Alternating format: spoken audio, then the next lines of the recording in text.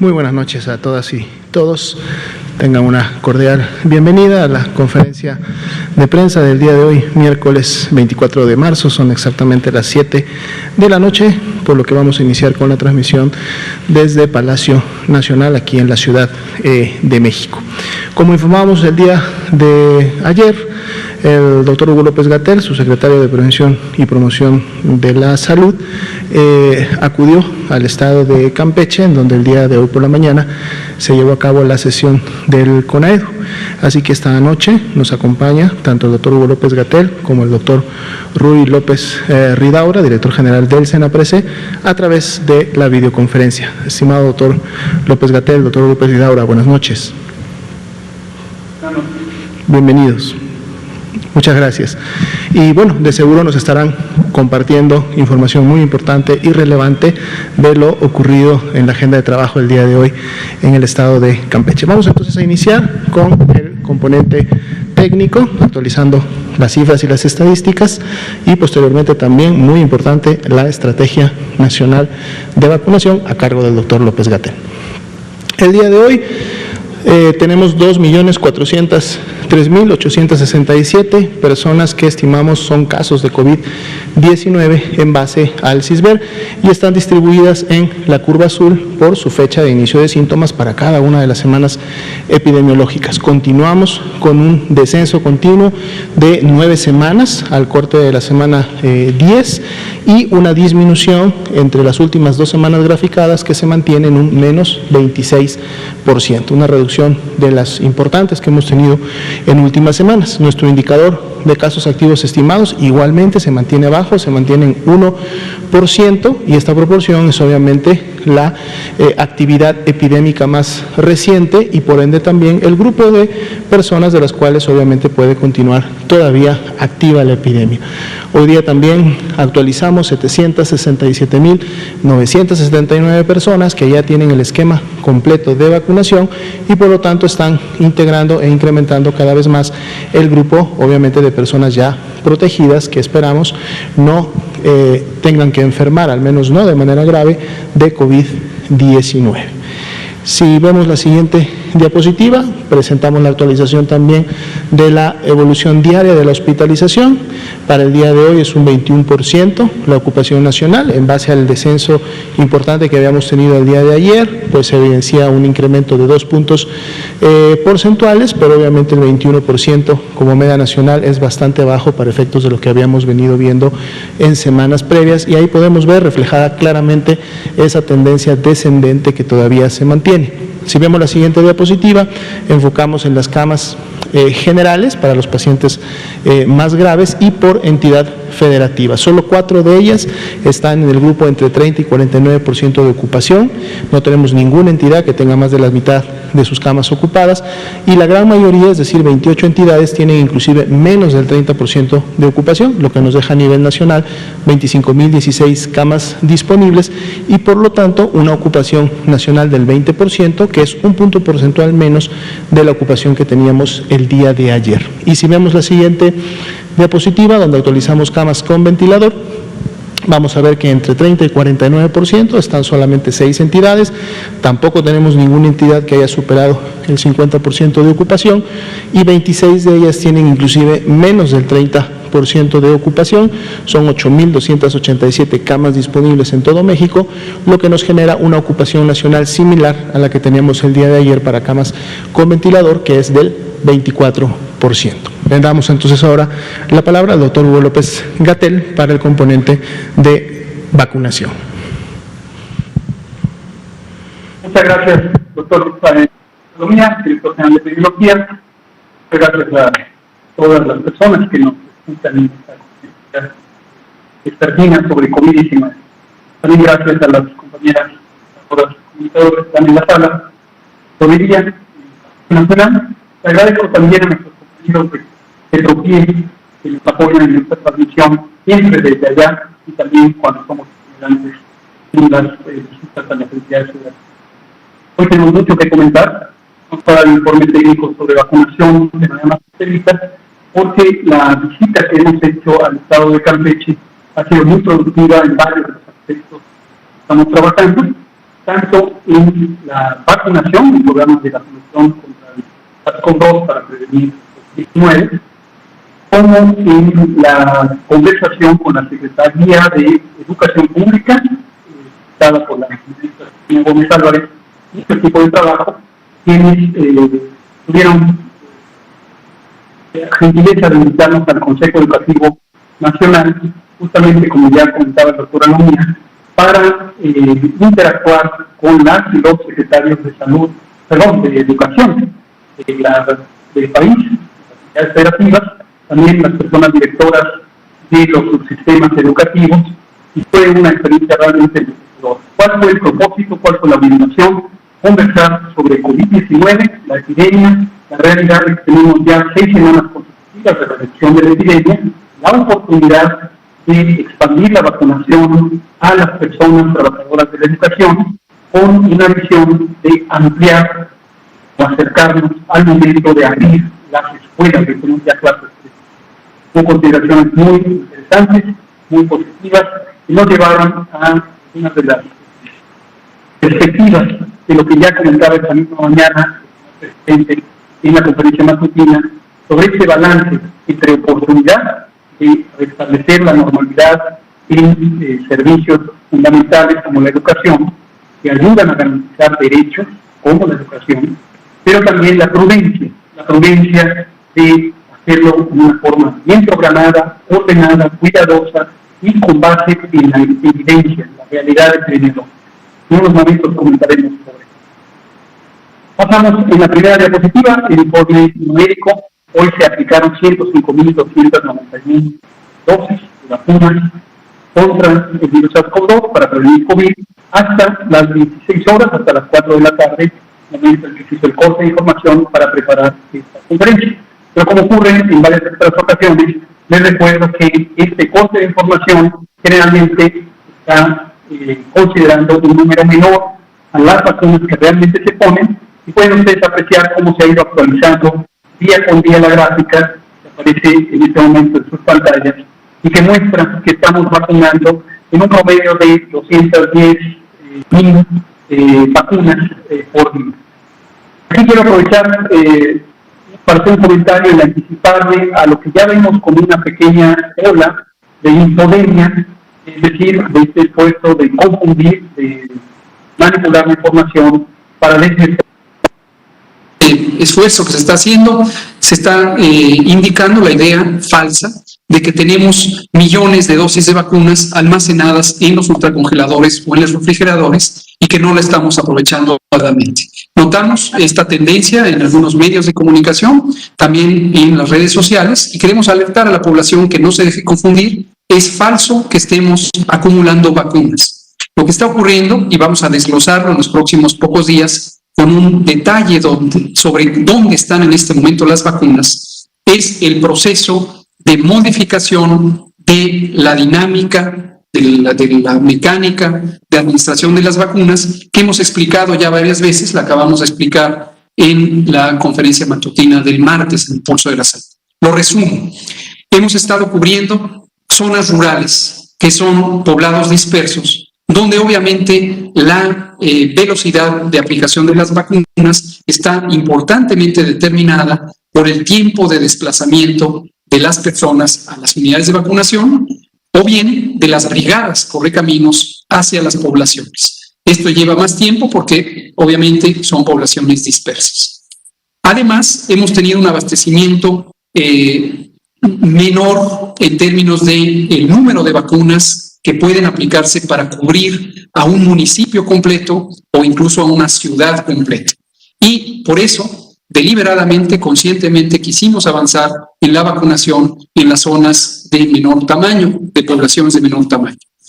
Estamos a punto de tener la posibilidad, y esto ocurrirá ya en parte durante esta semana e indudablemente durante las siguientes semanas, de tener grandes cantidades de vacunas que llegan a México. Lo vemos con los embarques de Sinovac, con la reciente liberación de casi 1 millón de dosis de CanSino, con la próxima llegada de vacunas de AstraZeneca, que amablemente fueron transferidas por el gobierno de Estados Unidos, y con esto vamos a tener la capacidad de entrar a las ciudades ya en grandes cantidades al aplicar la vacuna.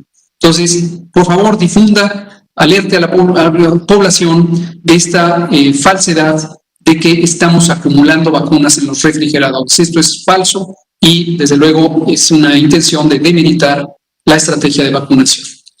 En la siguiente diapositiva lo que vemos es el número acumulado hasta hoy, 24 de marzo. Tenemos 6.119.298 dosis aplicadas. Una proporción importante son primeras dosis, sobre todo en la población adulta mayor, y otras son ya segundas dosis, sobre todo en las personas trabajadoras de la salud. Esto representa en este momento, en la siguiente diapositiva lo podemos ver, el 63% de los embarques que hasta el momento hemos recibido. Y esta diferencia es lo que ya comentaba hace un momento, esta diferencia entre los 9.758.845 dosis recibidas y las 6.100.000, casi 120.000 aplicadas, es justamente los embarques que han llegado más recientemente, que han llegado en cantidades millonarias, literalmente hablando.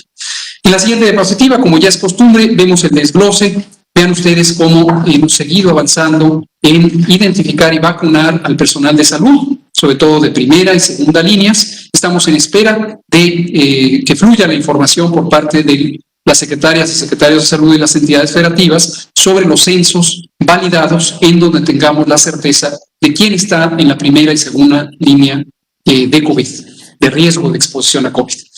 En el segundo componente vemos lo que ocurre aquí en el hermoso estado de Campeche. Se han vacunado ya 22.290 personas trabajadoras de la educación, no solamente maestras y maestros, sino otros trabajadoras y trabajadores que trabajan en el ámbito educativo y que están en la exposición con la población. En esta visita podemos constatar un magnífico trabajo de organización, de ejecución, de supervisión y de participación ciudadana por parte de las unidades Correcaminos, de las brigadas Correcaminos. Comentaremos de esto en unos minutos, tanto yo como el doctor López Ridaura. Y finalmente el componente de personas adultas mayores, que representa la fase 1 del plan de vacunación. Recordar que el objetivo de vacunar a personas adultas mayores fundamentalmente va a contribuir a reducir la mortalidad. Cuando logremos vacunar 20% de las y los mexicanos, habiendo empezado por las edades más avanzadas, estaremos logrando reducir 80% la mortalidad por COVID-19 en México.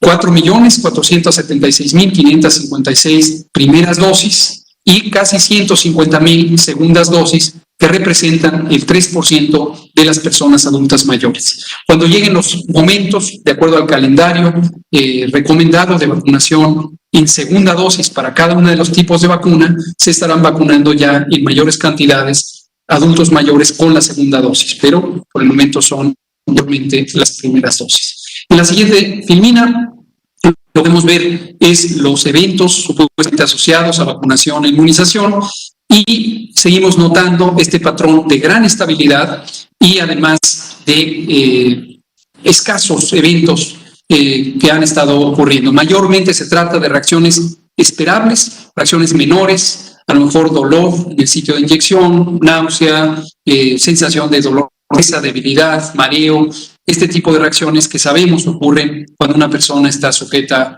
a vacunación, el estrés, el calor, la propia reacción inmune que puede darse a veces en los siguientes días. Las reacciones leves suelen ocurrir el primer día y podría ser que en los días posteriores aparezca, por ejemplo, fiebre como parte de la respuesta inmune.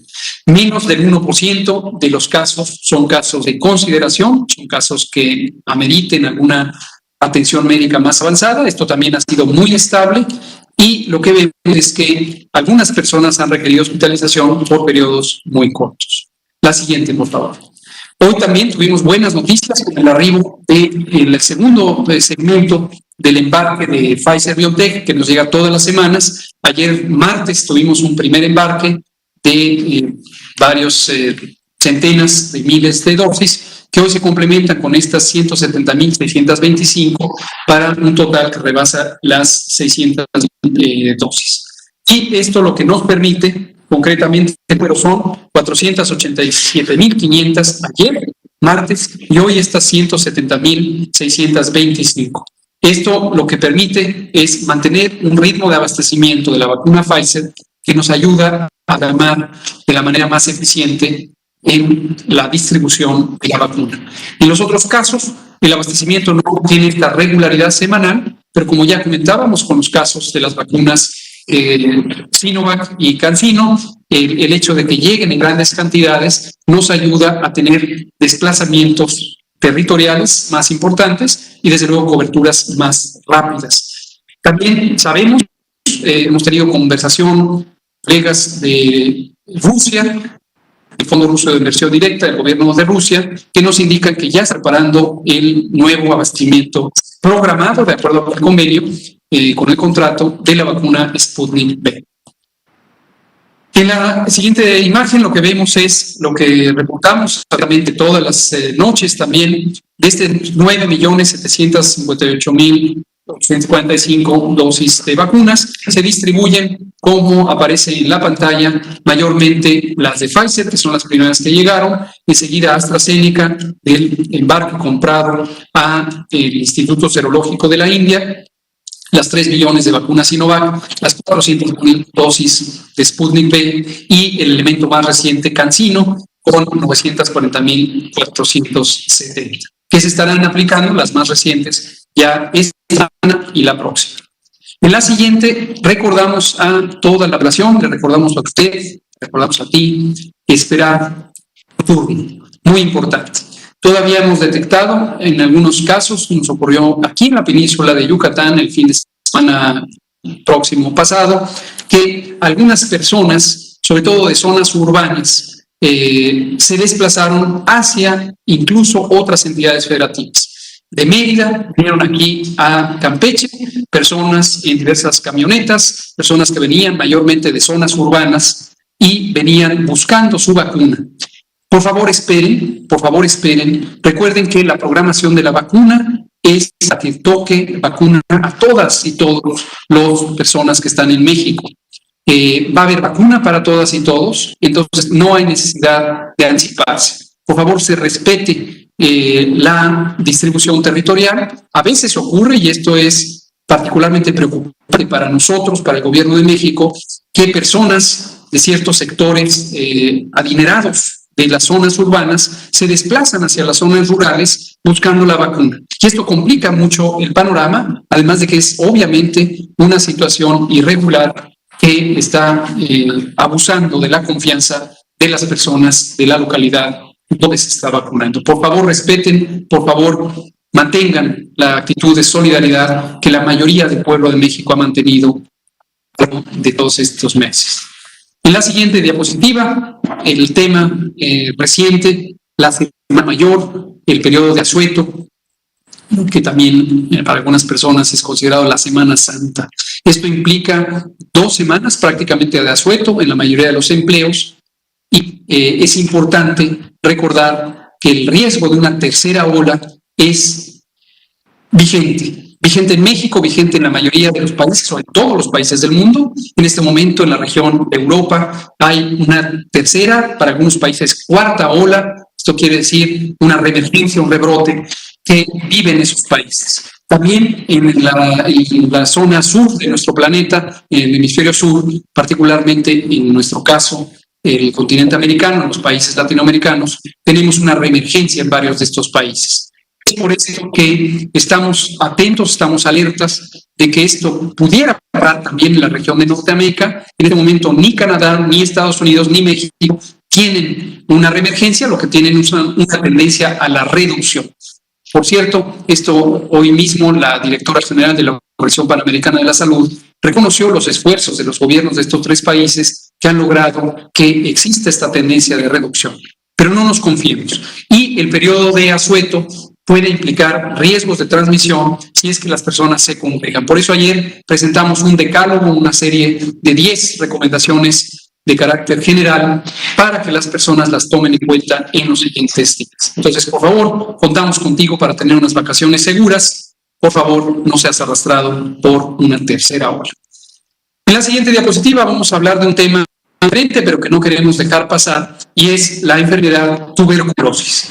Y esto lo recordamos hoy porque es 24 de marzo y como todos los 24 de marzo recordamos o conmemoramos la existencia de esta enfermedad infecciosa causada por una bacteria, una micobacteria, que sigue causando en el mundo entero importantes daños e importante mortalidad. En México, en el mundo, sigue presente la tuberculosis. Algunas personas a veces piensan que la tuberculosis es una enfermedad del pasado, algunos piensan incluso que de la Edad Media. No es el caso. La tuberculosis es una enfermedad contemporánea, sigue afectando a grupos importantes de población. Entonces, es importante recordar que si una persona, veamos la imagen, si una persona tiene tos persistente, sobre todo tos con fleas, puede ser tuberculosis, no quiere decir que necesariamente lo sea. En la siguiente diapositiva recordamos sobre esto, si pasan por favor la siguiente imagen, y de particular interés es el binomio del virus de la inmunodeficiencia humana con la tuberculosis. Se conoce desde hace décadas, par de décadas, que las personas que viven con VIH, con el virus de la inmunodeficiencia, que han tenido un deterioro importante de su sistema inmune, tienen un riesgo muy aumentado de tener tuberculosis. Pero también las personas que padecen tuberculosis podría ser que no sepan que tienen infección por VIH. Entonces, por esto, el Centro Nacional para la Prevención del VIH, a cargo de la doctora Lencela, nos recuerda que si vives con VIH, hazte la prueba de tuberculosis. Si vives o tienes tuberculosis, hazte la prueba de VIH. Es importante este abordaje cruzado de las dos enfermedades y recordamos que tanto el diagnóstico como el tratamiento son gratuitos en México para todas las personas. Termino conversando un poco la descripción general de lo que hemos visto aquí en Campeche, antes de abrir a preguntas y respuestas. En este momento que tenemos todavía varios minutos, son las 19:22. La misión en Campeche tenía dos propósitos fundamentales. El primero era el acompañar a la secretaria de Educación, Delfina Gómez Álvarez, y su equipo de subsecretarios y directores generales para participar en el Consejo Educativo Nacional, que se celebró aquí en Campeche con la hospitalidad del doctor Ricardo Co. Cambrils, secretario de Salud del Estado. Y también conversar con las autoridades tanto de salud como de educación de Campeche, con el propio gobernador Carlos Miguel Aiza, sobre la perspectiva de que Campeche pudiera abrir las escuelas siendo el primer estado que lo haga. La conversación, como ya decía, fue muy productiva en todos y cada uno de los ámbitos. Vimos un trabajo magnífico del gobierno del estado de Campeche de planeación, de programación, de reflexión sobre los riesgos y también sobre los beneficios de esto. Recordamos a toda la población que nos escucha que el manejo de un fenómeno complejo como esta epidemia para todos los países del mundo implica el balance de dos objetivos: el proteger la salud y la vida por medio de las intervenciones que nos llevan a restringir la movilidad en el espacio público, la sana distancia, el cierre temporal de establecimientos públicos, para evitar que se congreguen las personas y que se contagien. Pero eso tiene consecuencias sobre la economía, sobre las economías populares, sobre la actividad social, incluyendo aquella importante que está ligada a los derechos, como la educación, o la propia salud, que se ve también afectada por estas restricciones de la movilidad. El punto de balance de estos dos objetivos continuamente tiene que restablecerse, reanalizarse, calibrarse. Y este es el caso ante la oportunidad de abrir las escuelas cuando se tenga un progreso en continuar el control epidémico.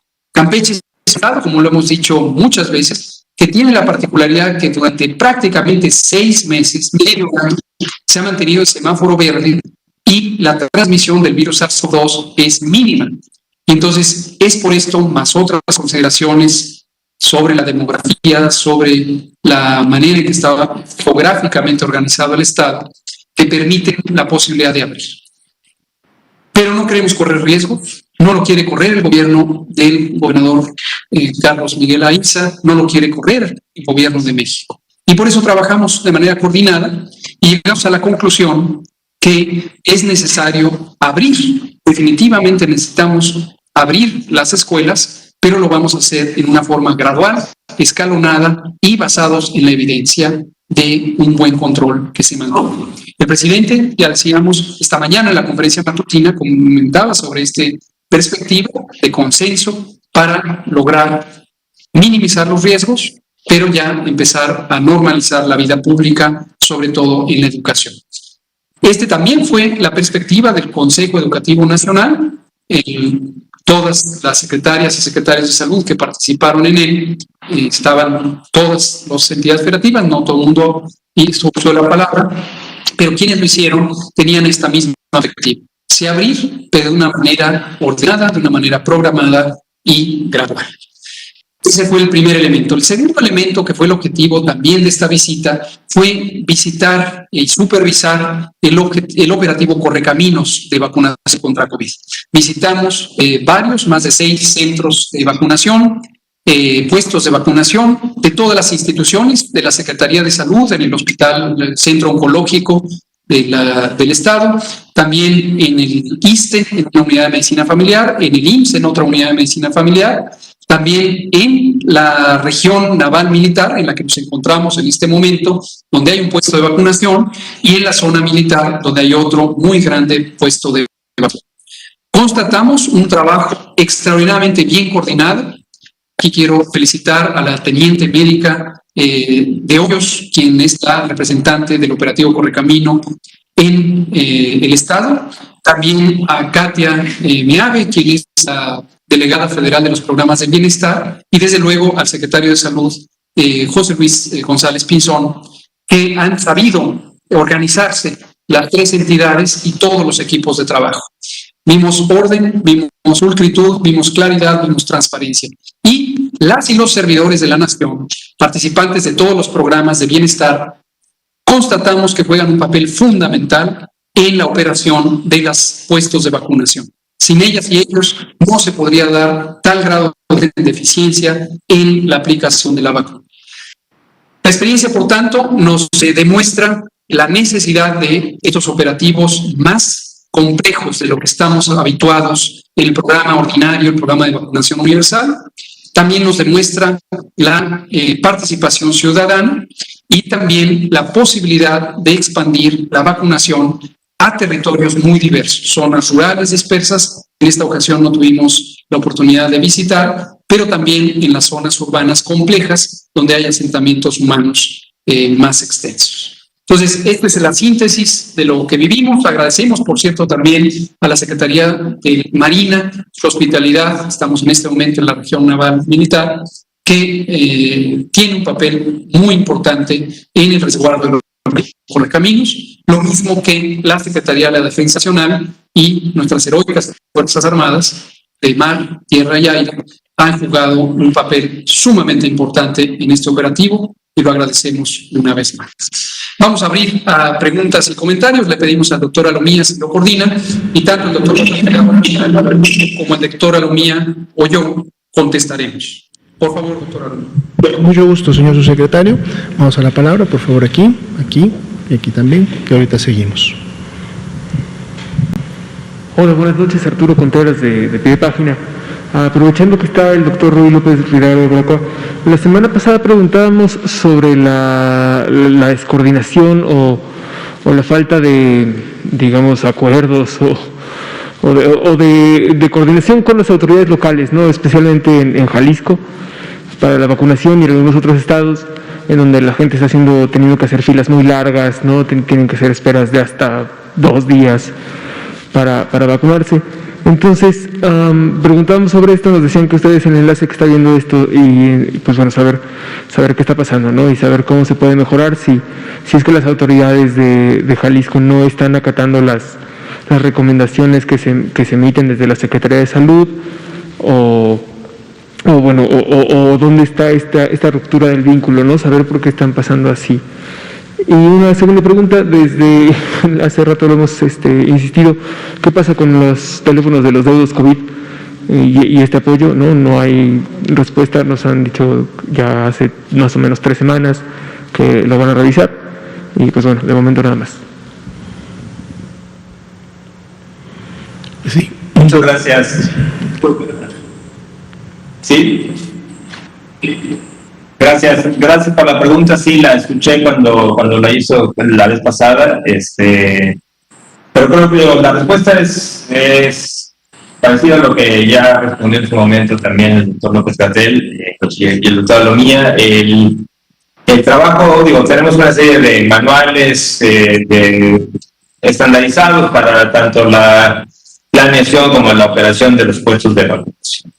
Pero también todos los días tenemos una reunión para ajustar y identificar oportunidades de mejora, entender experiencias locales que han ayudado a resolver problemas de cuellos de botella en puestos de vacunación, y en general todas estas cosas o estas soluciones locales se comparten para ver cómo se pueden implementar en cualquiera de los sitios de vacunación. Entonces tampoco es difícil pensar que existe un procedimiento totalmente estandarizado que funcione en todo tipo de situaciones, en todos los puestos de vacunación, en todas las realidades.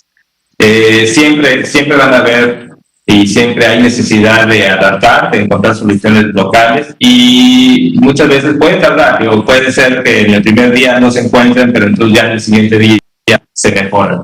Entonces realmente el reporte que tenemos y después, y hablando con todas tanto los enlaces Correcaminos, los enlaces de bienestar, es que la gran mayoría de los puestos de vacunación en todas las entidades federativas están funcionando bien.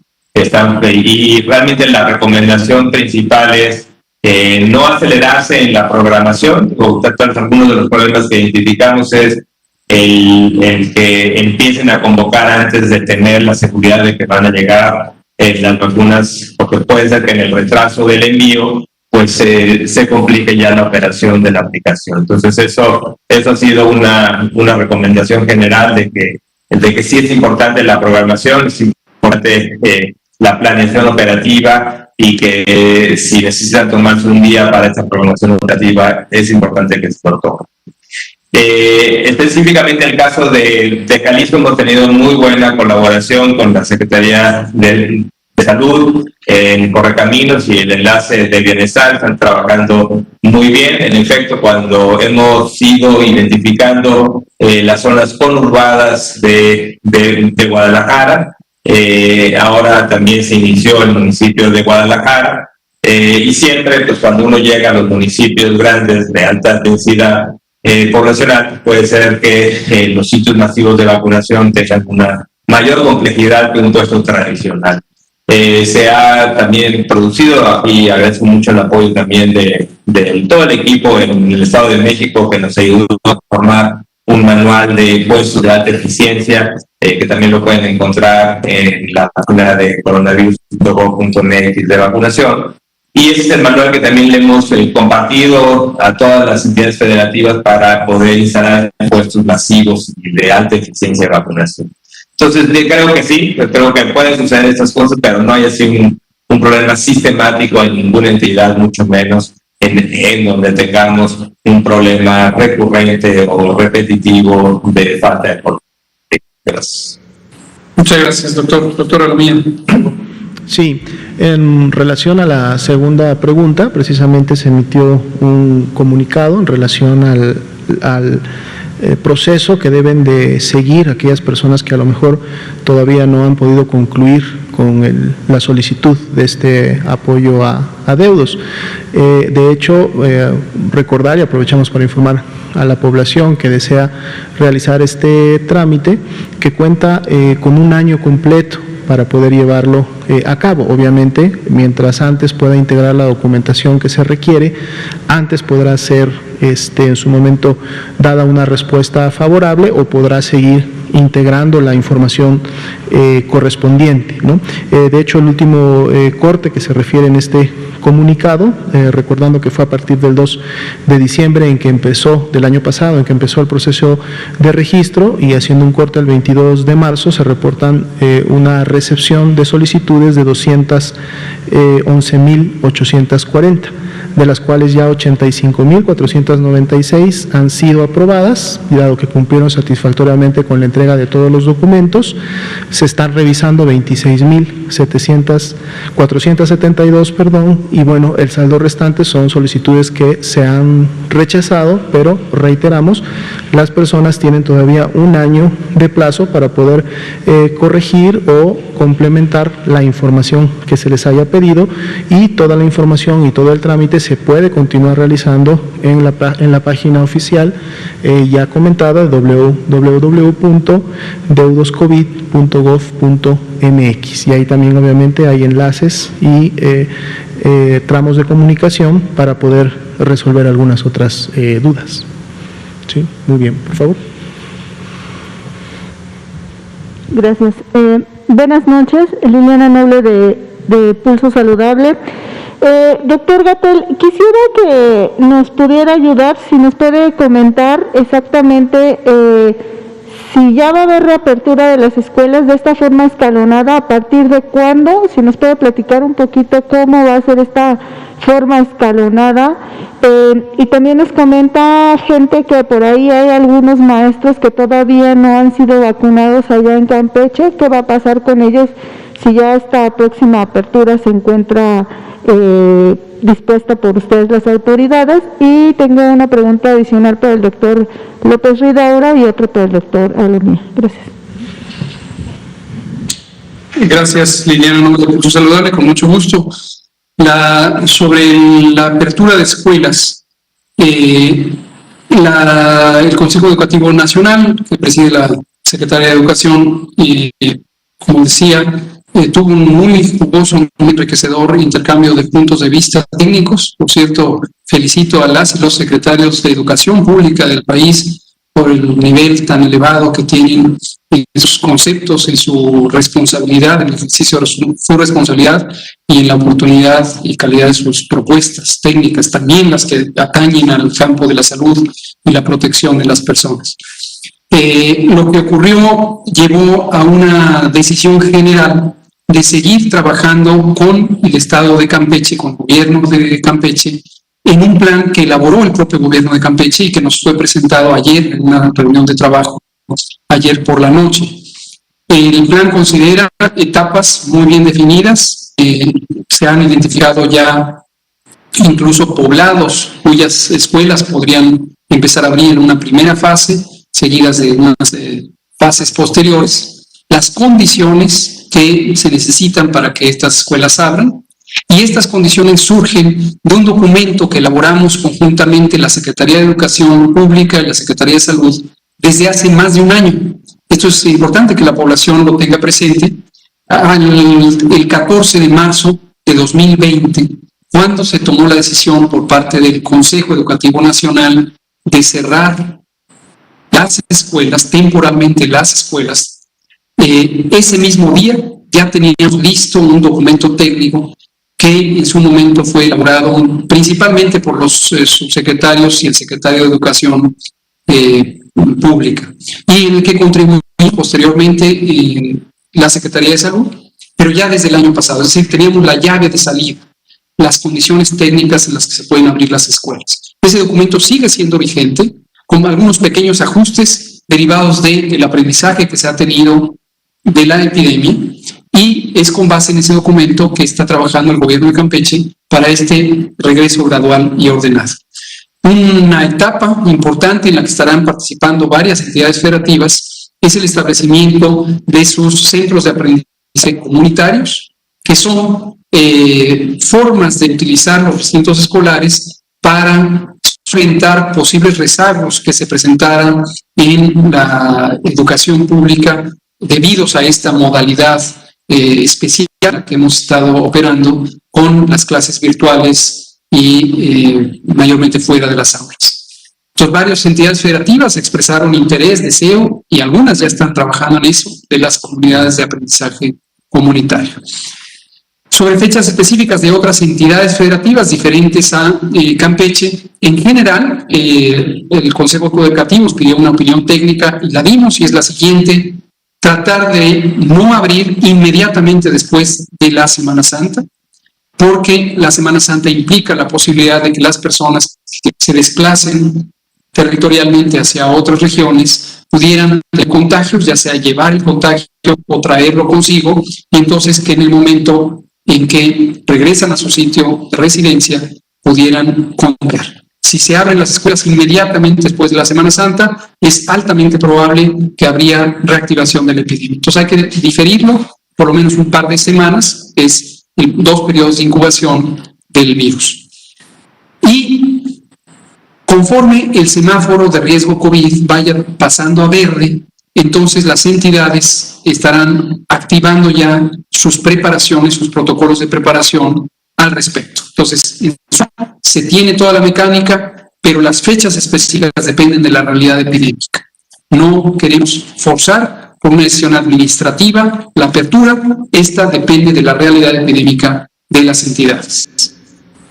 Sobre la segunda pregunta, sabemos que hoy algunos medios de comunicación generan una importante información sobre el tema de la vacuna Sputnik o la presunta vacuna Sputnik que presuntamente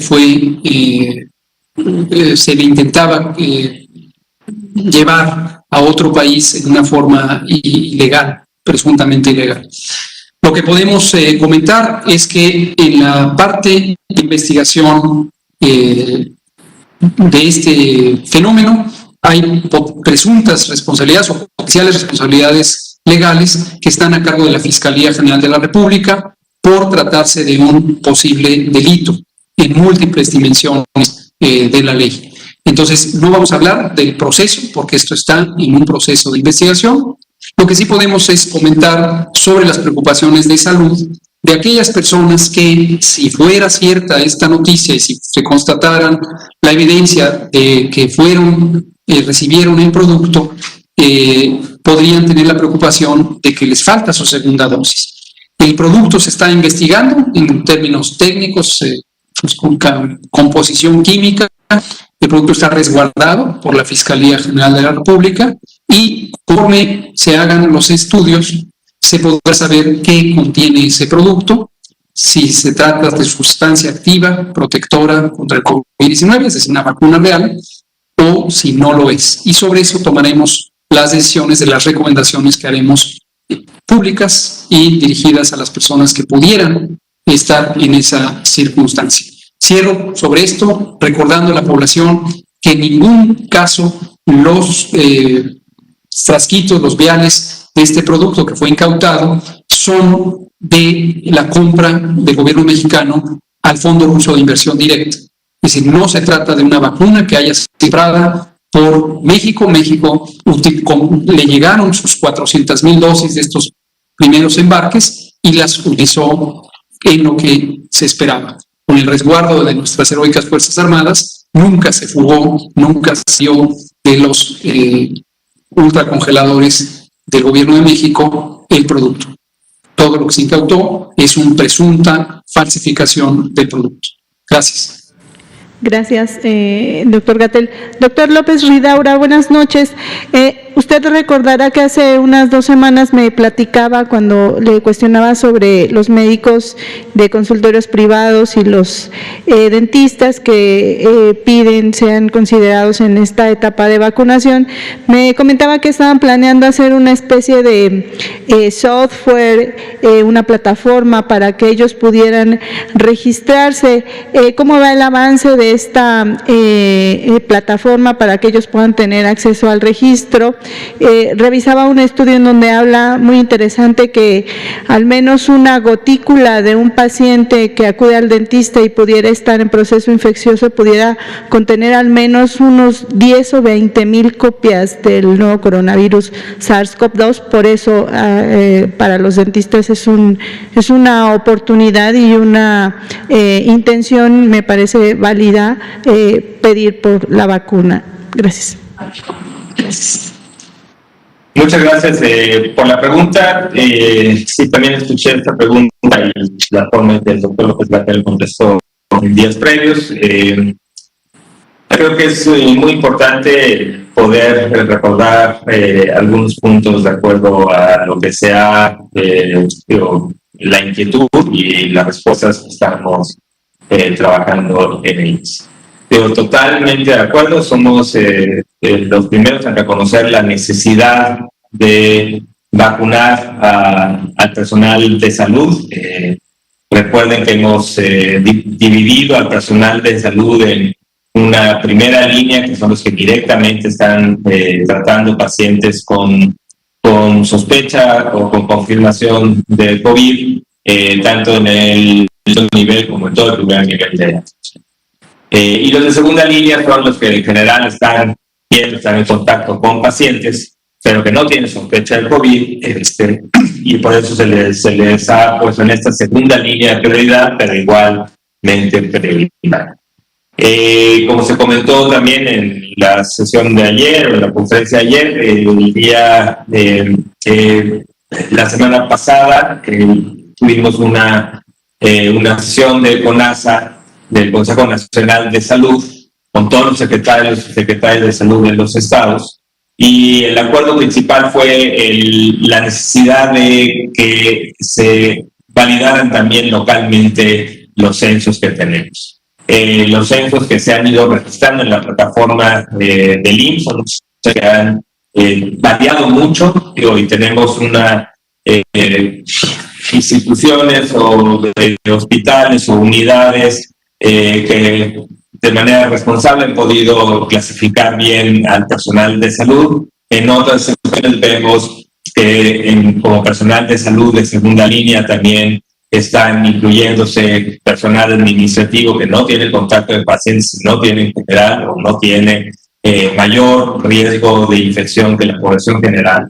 Y eso es un poco la idea de manejar los censos nominales, era precisamente evitar que, de acuerdo a una probabilidad o un supuesto el grupo prioritario, empezamos a vacunar a personas que están en un nivel de prioridad diferente, considerando que a toda la población se va a vacunar, pero que no podría estar desplazando vacunas del grupo de mayor prioridad, que es el de adultos mayores por los altos índices de mortalidad.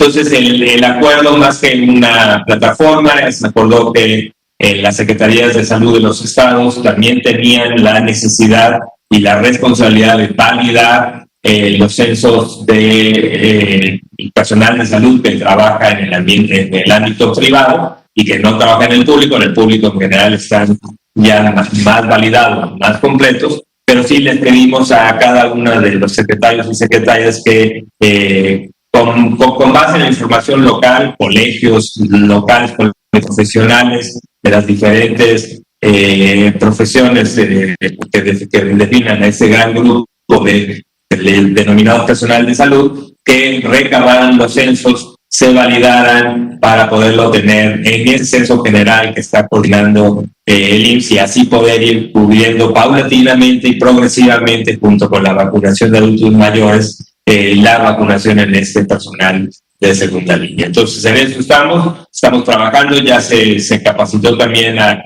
las diferentes enlaces institucionales a nivel del Estado, incluyendo de la Secretaría de Salud, en el uso de esta plataforma para validar en la plataforma los censos, actualizarlos, y que tener esta responsabilidad tanto local como federal para validar el censo y poder avanzar con ellos de manera ordenada, pero sí progresiva y de manera continua.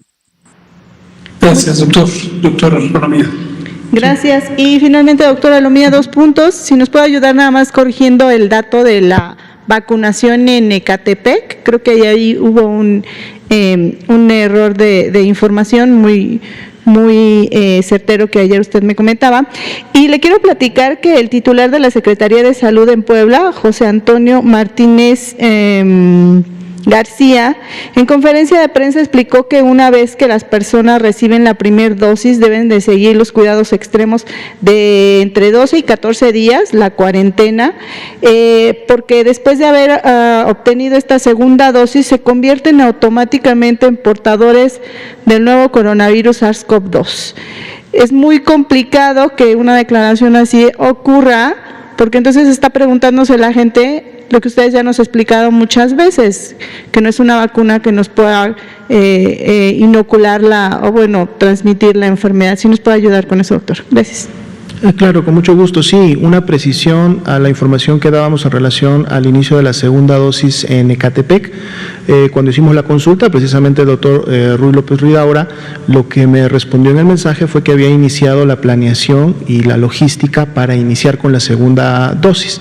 Entonces yo malinterpreté y comenté que ya había iniciado la vacunación de la segunda dosis, no una fe de ratas. Gracias por la pregunta para corregir. Lo que inició fue ya la planeación y la logística, y de seguro con el arribo de las dosis que han llegado en estos días, la planeación contemplaba que ya para fines de esta semana pudieran estar iniciando la aplicación de las segundas dosis, ¿no? Eso sería la información correcta. En relación a lo segundo, creo que sí, han salido temas similares en ocasiones anteriores, y siempre la respuesta en relación a este marco, y lo decimos obviamente para que la población esté tranquila, la vacuna se aplica para precisamente prevenir la infección por SARS-CoV-2 o la enfermedad que produce SARS-CoV-2, que es la COVID-19. Por lo tanto, la vacuna no tiene la capacidad de desarrollar la enfermedad de COVID-19. No son virus que tengan, no hay virus en la vacuna que tengan la capacidad de desarrollar, de infectar a la persona y de desarrollar la enfermedad, sobre todo porque la vía de aplicación, además de la vacuna, es, como nosotros sabemos, de manera intramuscular en algunos de los dos brazos. La infección por el virus SARS-CoV-2 que produce la COVID-19 es transmisión de persona a persona por la vía aérea, en donde el virus SARS-CoV-2 llega a las vías respiratorias de una persona susceptible, obviamente, y entonces le produce la enfermedad. Por lo tanto, no existe la estación o en su momento el estado de portador para una persona que ha sido vacunada. Ahora, que sí es importante también comentar y aclarar en este contexto. Recordemos que la eficacia que en su momento ha sido evidenciada y reportada por el fabricante de la vacuna para las vacunas que requieren 2 dosis se va a lograr hasta 14 días después de aplicada la segunda dosis, pero estamos hablando de la protección, de la eficacia, ¿no?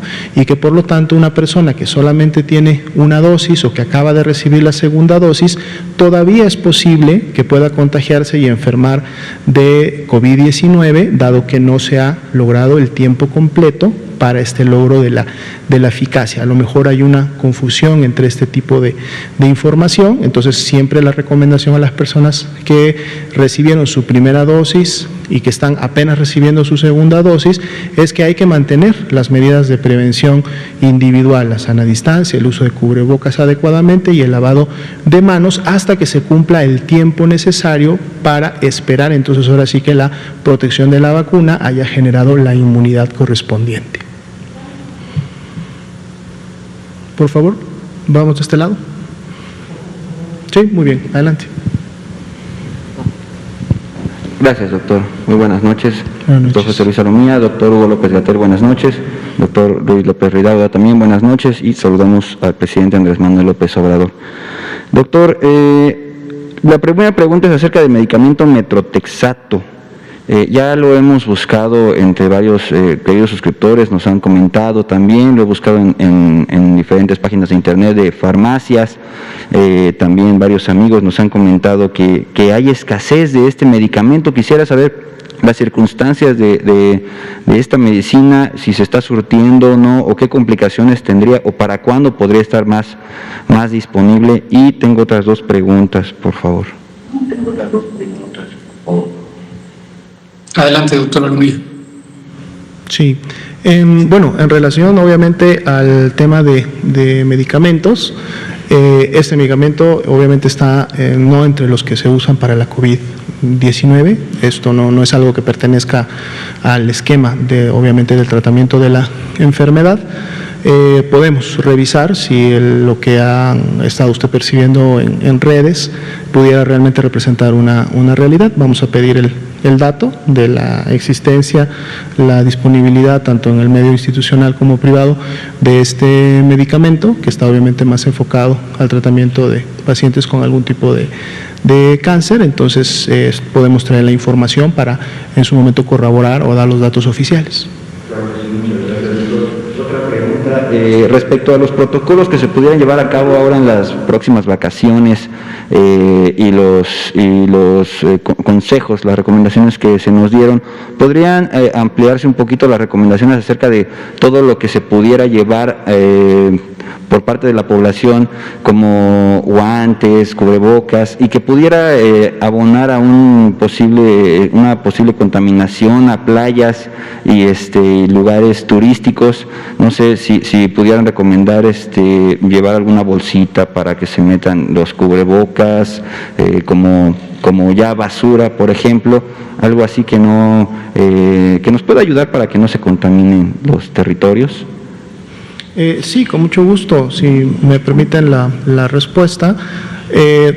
Aprovecho la pregunta, de hecho, para nuevamente aclarar, y esto es muy importante, el uso de guantes no es algo que se recomiende en el medio poblacional como una herramienta, una medida para prevenir la COVID-19. Recordemos, lo dijimos hace un momento, estamos ante una enfermedad que se transmite por la vía aérea. Por lo tanto, los guantes no generan ningún tipo de protección para efectos de esta transmisión. Los guantes se utilizan solamente en el ambiente médico para ciertos procedimientos que se realizan en la atención, sobre todo en el área tanto de primer como de segundo nivel, pero que no tienen una relación directa con la transmisión de COVID-19. En vez de guantes, que no son recomendados, lo que se debe de implementar es el lavado de manos frecuente, ya sea a través de agua y jabón, ya sea a través del uso de alcohol gel, y esto es más eficiente que cualquier tipo de guante. Entonces, de entrada, no deben de llevar guantes a ningún lado, menos obviamente a la playa. Esto no se debe de utilizar y por lo mismo no se generaría obviamente el desperdicio. Los cubrebocas para el uso comunitario, recordemos que están recomendados precisamente los cubrebocas reusables, los cubrebocas de tela.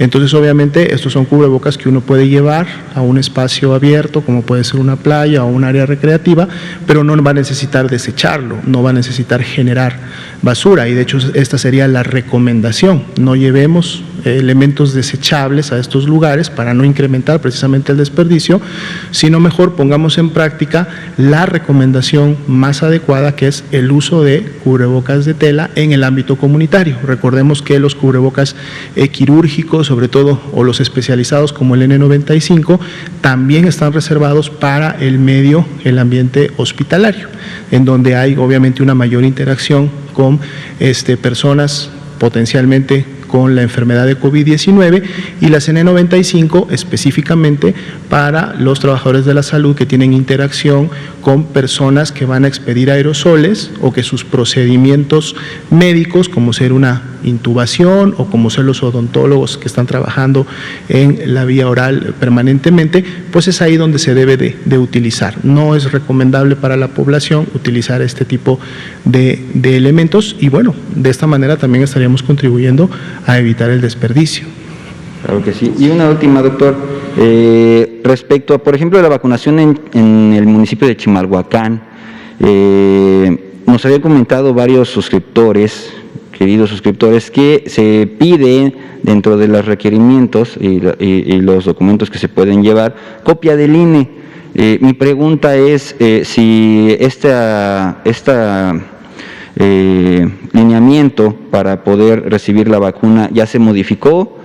Vamos a ver también ahora sí más adelante que pidan otras copias del INE en otros municipios, o si se sigue manteniendo la regla de que no se pide la copia del INE. Efectivamente, de hecho, como lo comentábamos también en conferencias previas, y lo hemos recalcado mucho en los mensajes a la población, no se pide la copia del INE. Lo que se pide en los puntos de vacunación es una identificación que obviamente pueda tener el nombre de la persona y la dirección en la que vive. Si no está en un mismo documento, obviamente puede presentar cualquier tipo de identificación y puede presentar un comprobante de domicilio para poder, por un lado, verificar el nombre de la persona y el domicilio. Es importante para el registro de la vacuna y sobre todo el seguimiento seguimiento de la persona, tanto para la farmacovigilancia y el tema de los ESAVIS, como para la programación de la segunda dosis. Pero en ningún momento ni se pide, no se debe de pedir una fotocopia del documento de identificación, ni tampoco se saca una fotografía en el momento en que se presenta en el punto de vacunación. Esto no se debe de hacer y las personas, si se les solicita esto, pueden sin ningún problema negarse a otorgar o dar este tipo de copias. ¿Sí? Muy bien, doctor Hugo López-Gatell, no sé si gusta comentar algo más para cerrar ya la conferencia. Pues solamente un par de frases.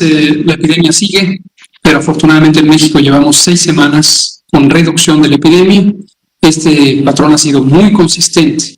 Sin embargo, no debemos confiarnos en todo momento, como lo hemos dicho siempre, mientras exista circulación del virus SARS-CoV-2, mientras exista la epidemia activa de COVID-19 en cualquier parte del mundo, todas las naciones estamos en la posibilidad de que haya un cambio y empecemos a tener una siguiente ola. No queremos una tercera ola, hay que mantener las medidas de prevención de sana distancia. El lavado de manos, el uso de cubrebocas, la sana distancia y las 10 recomendaciones del decálogo para la semana mayor. Mientras, seguiremos con la vacunación. Llevamos más de 6.100.000 dosis y seguiremos próximamente de una manera mucho más acelerada con la vacuna que vaya llegando, que tenemos a las 10.000 brigadas Correcaminos y la posibilidad de ponerla de manera inmediata. Muchas gracias, nos vemos mañana. Muy buenas noches, doctor López-Gatell, doctor López Ridaura, todas las personas aquí. Seguimos mañana con más información. Buenas noches.